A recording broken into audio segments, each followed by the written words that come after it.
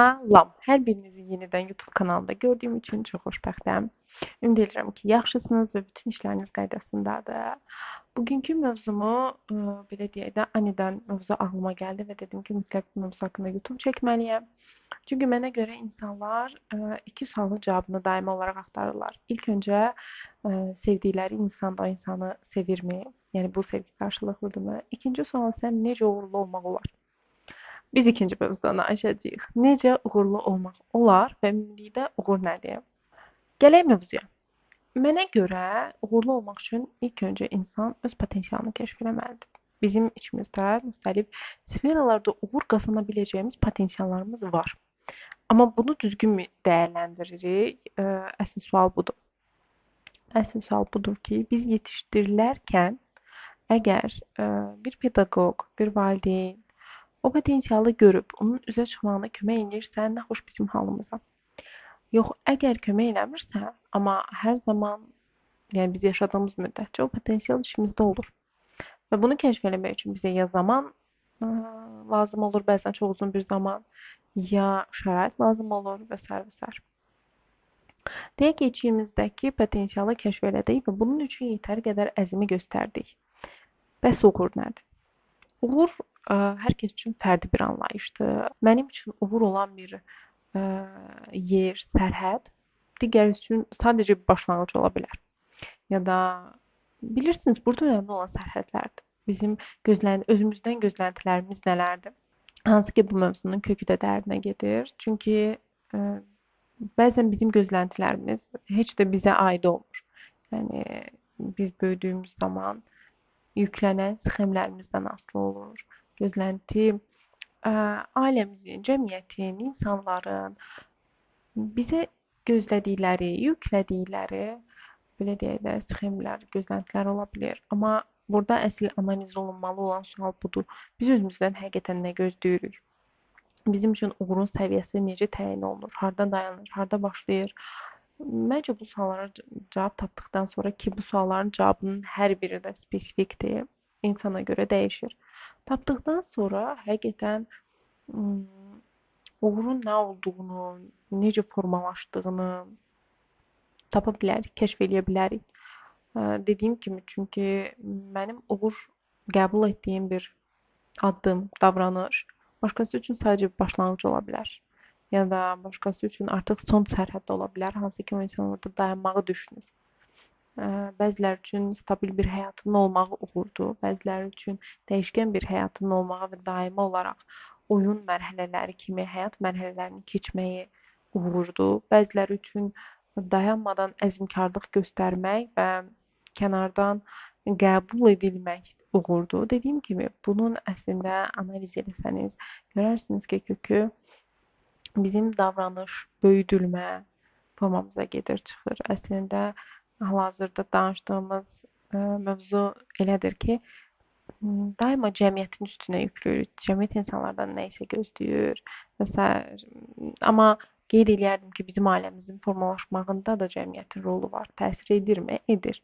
Biz ətraf aləmdən, insanlardan, sosiumdan təsirlənən cəmiyyətlərdənik. Buna görə təsir etmir deməyəcəm. Amma vacib olan o sərhəddi özünüzün qoya bilməyiniz. Sonrasında da mənim sərhəddim budur və mən burada dayanmaq istəyirəm deyə bilməkdir. Başda da qeyd elədiyim kimi dərin bir mövzudur. Əslində isə uğurun nə başlanğıcı, nə sonu, nə ortası olmur. Sadəcə siz təyin edirsiniz. Nə ailə, nə çevrə, nə də başqa insanlar təyin eləmir. Hər bir yeniyetmənin ortaq, bir çoxunun, hər birini deməyim, bir çoxunun ortaq problemi olur. Bəs valideynlərim, bəs atam, bəs anam, onlar bunu istəmir, bu ixtisasda oxumağımı istəyir, bu fakültədə oxumağımı istəyir.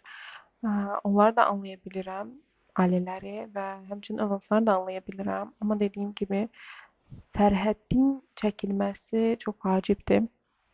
Təbii ki, bəzi ailələrdə bu mümkün olmur. Çünki heç də hər valideyn uşağını şəxsiyyət yönümlü böyütmür, daha çox fərdiyyət yönümlü böyüdür. Amma mən deyərdim ki, son dövrlərdə bu yavaş-yavaş dəyişib və bu çox sevindirici bir haldır. Mən uşaq olanda, çox klassik bir cümlə ilə başladım. Amma mən uşaq olanda daha çox uşaq deməyim də yeniyetmə olduğum zaman TEDx çıxışları izləyirdim. Neyropsixologiya ilə maraqlanırdım.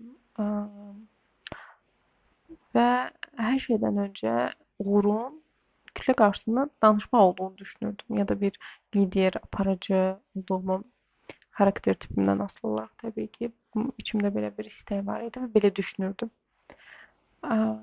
Amma zaman keçəndən sonra insan yaşayır, anlayır və qəbul edir ki, uğur heç də nə kütləyə xitab eləmək, nə çoxlu həyat səviyyələri atlamaq deyil. Təbii ki, bunların hamısı çox gözəldir. Bunların hamısı insanın rahat yaşamağına dəstəkləyir.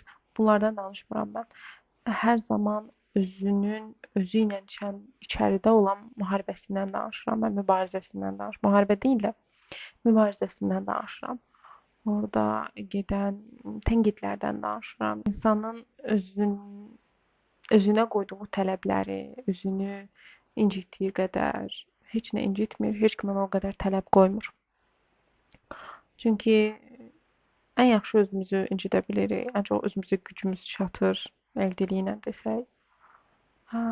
Və buna görə də o mübarizənin itirəni hər zaman insanın özü olur. Kənardan çox uğurlu, çox bacarıqlı, qabiliyyətli görünə bilərsiniz. Amma insan o zaman oyanır ki, mən mənə lazım olmayan uğurlar üçün illərimi, zamanımı, rahatlığımı vermişəm bəzən də. Amma günün sonunda baxanda ki, insan keçdiyi həyata baxanda düşünür ki, bu mənə lazım deyil axı. Yəni mən bunlar üçün bu qədər mübarizə aparmışam. Aparmasam da olardı, etməsəm də olardı. Dediyim kimi ki, danışdığım mövzu çox spesifik bir mövzu idi. Bunu insan məncə həmin o getdiyi həyat yolunda kəşf edir ki, əslində uğur nədir və bizə nə lazımdır, biz necə yaşamaq istəyirik. Dəyişirmi? Dəyişir.